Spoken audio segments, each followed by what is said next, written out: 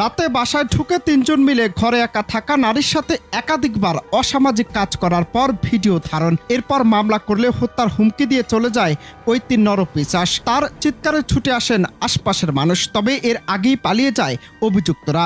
ন্যাক্কারজনক এই ঘটনাটি ঘটেছে গেল 4 এপ্রিল রাতে জিনতপুর ইউনিয়নের ভাঙ্গুরা নয়াপাড়া এলাকায়। সাহস করে ওই নারী মামলা করলে জোর করে অসামাজিক কাজের ভিডিও ছড়িয়ে দেওয়া হয় সামাজিক যোগাযোগ মাধ্যমে।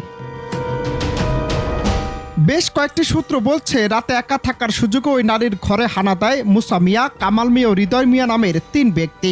তারা মিলে ওই নারীর উপর পাশবিক নির্যাতন চালায়। পরে আহত অবস্থায় ওই নারীকে ব্রাহ্মণবাড়িয়া সদর হাসপাতালে ভর্তি করা হয়। 10 এপ্রিল তিনি নারী ও শিশু নির্যাতন দমন ট্রাইব্যুনালে 3 অভিযুক্তের বিরুদ্ধে মামলা দায়ের করেন। আদালত নবীনগর থানাকে বিষয়টি তদন্তের নির্দেশ দেন, কিন্তু এখানেই শেষ নয়। মামলা করার অপরাধে শুরু হয় হুমকি ধামকি আর ভয়ভীতি।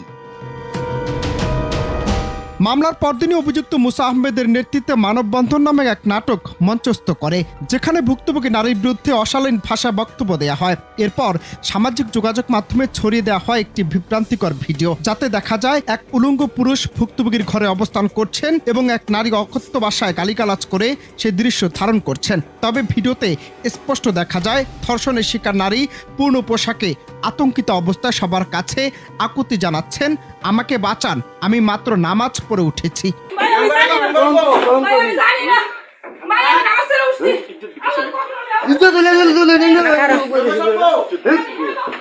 এদিকে পুলিশ বলছে ঘটনাটি অত্যন্ত গুরুত্বপূর্ণ। বিষয়টি গুরুত্বের সাথে স্বচ্ছ তদন্তের মাধ্যমে যথাযথ ব্যবস্থা নেওয়া হবে বলে জানান নবীনগর থানা পুলিশ।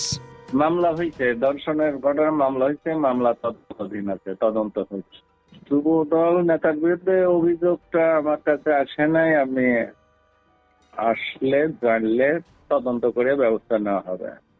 তদন্ত যদি আসামি মনে হয় জড়িত ঘটনার সাথে, অবশ্যই আটক হবে। তদন্তে পাওয়া গেলে অবশ্যই সে আটক হবে।